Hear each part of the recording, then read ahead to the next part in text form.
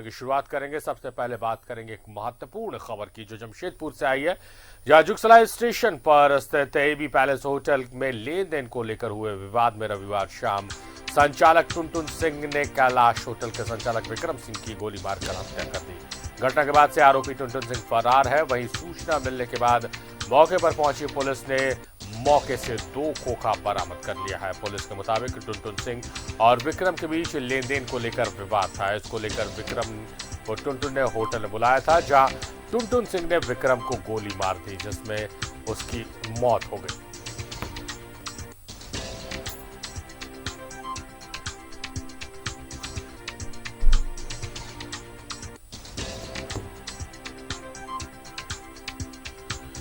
सीधे रुख करेंगे जमशेदपुर का, जहां हमारे साथ हमारे सहयोगी प्रभात लाइव जुड़े हुए हैं और उनसे ही ज्यादा जानकारी हासिल करते हैं। प्रभात, जिस तरह से 2 व्यवसायियों के बीच लेन देन को लेकर कुछ विवाद हुआ, गोली मार दी गई, हत्या हो गई, क्या था विवाद, इसकी जानकारी मिल पाई और आरोपी की गिरफ्तारी के लिए पुलिस क्या कुछ कर रही है? बिल्कुल शारिफ, देखिए पहले विवाद का जड़ बता दूं मैं कि जो विक्रम सिंह और टुनटुन सिंह है, ये दोनों होटल के कारोबार करते हैं। और जो टुनटुन सिंह है वो रेलवे का कर्मचारी था। रेलवे का नौकरी छोड़कर उसने रेलवे में कॉन्ट्रैक्टरी का काम चालू किया, तो वहाँ से उसका वर्चस्व बढ़ने लगा। और विक्रम सिंह का भी जुगसलाई में होटल है। इन दोनों के बीच में पैसे की लेन देन को लेकर काफ़ी दिनों से ये विवाद चल रहा था। जो विक्रम सिंह है, हम लोग से भी संपर्क किए थे काफ़ी दिनों पहले। उन्होंने कहा था कि हमारा होटल के साथ में ये विवाद चल रहा है और ये जो व्यक्ति है, जो टुनटुन सिंह, हमारे पैसे नहीं दे रहे हैं।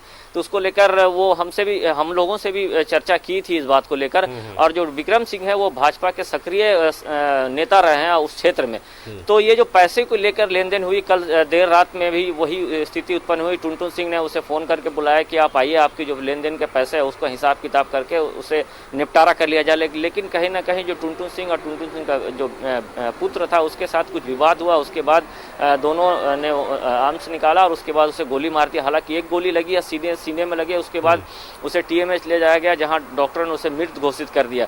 तो ये हम कहें कि देखिए, सरकार एक तरफ लॉकडाउन लगा के रखी है, सारिफ 2 बजे के बाद आपको दुकानें बंद कर दी, 3 बजे के बाद आवाजाही नहीं कर रहा है। तो कहीं ना कहीं पुलिस पर भी ये सवाल उठ रहा है कि आखिर 3 बजे के बाद ये स्थिति कैसे लोग होटल में पहुंच रहे हैं, होटल जा रहे हैं, होटल में कैसे वो इतने देर से मौजूद था। तो ये कहीं ना कहीं सवाल जरूर उठते। पिछले लॉकडाउन में भी ये गैंगवार हुआ था ऐसा ही सीताराम डेरा थाना क्षेत्र में, और कई लोगों को पुलिस ने जेल भी भेजा था।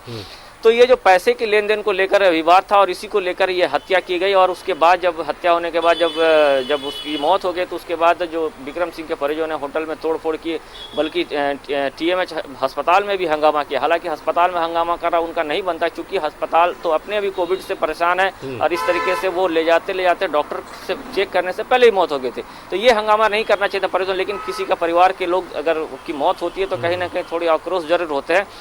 हालांकि पुलिस अभी ये दोनों बाप बेटों की तलाश कर रहे हैं। उनकी जो ट्रेस आउट किया जा रहा है और सीसीटीवी फुटेज जो होटल में उसकी पूरी गहनता से जांच की जा रही है। और एक टीम गठित करके टुनटुन सिंह और उसके बेटे की गिरफ्तारी का प्रयास किया जा रहा है, ताकि जल्द से जल्द इन दोनों को गिरफ्तार कर जेल भेजा जा सके और पूरे मामले का पटाक्षेप किया जा सके।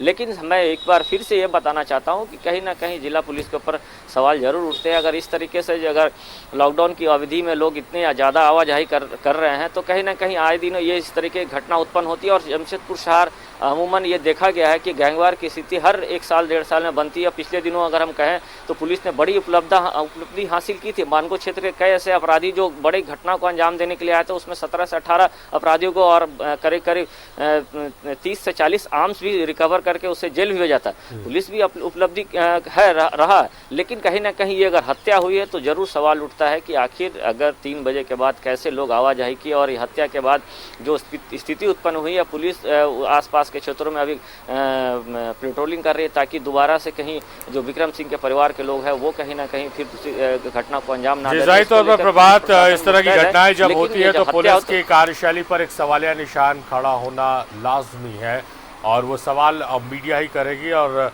आप सवाल जरूर कीजिएगा कि इस तरह की घटना कैसे हो गई, और सवाल ये भी कि आखिर जब नामजद है, नोन है अभियुक्त, तो अब तक सलाखों के पीछे पुलिस उसे क्यों नहीं पहुंचा पाई है।